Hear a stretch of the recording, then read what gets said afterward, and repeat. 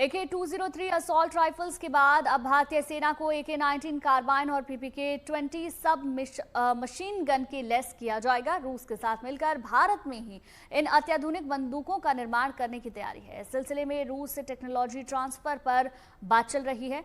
इन आधुनिक हथियारों को सेना के साथ साथ पुलिस और अन्य सुरक्षा बलों के लिए इस्तेमाल किया जाएगा।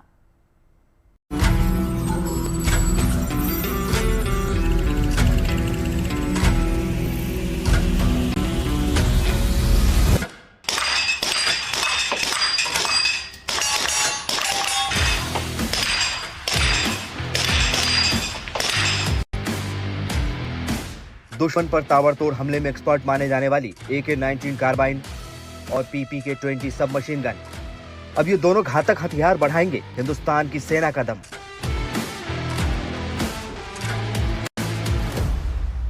आधुनिक असॉल्ट राइफल AK-203 के बाद अब भारतीय सेना को AK-19 कार्बाइन और PPK-20 सब मशीन गन से लैस करने की तैयारी कर ली है।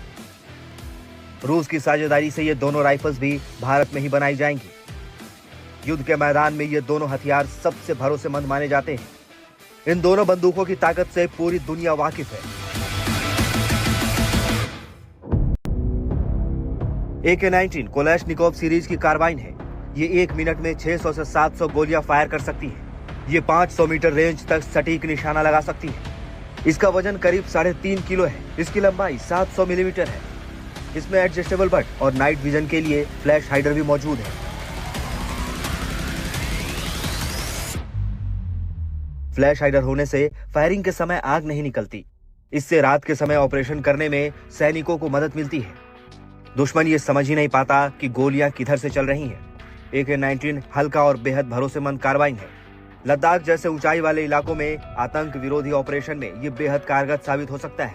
AK-19 कार्बाइन के साथ PPK-20 सब मशीन को भी भारतीय सेना में शामिल करने की तैयारी है। PPK-20 1 मिनट में 800 से 1000 गोलियां फायर कर सकती है। ये 150 से 200 मीटर तक सटीक निशाना लगा सकती है।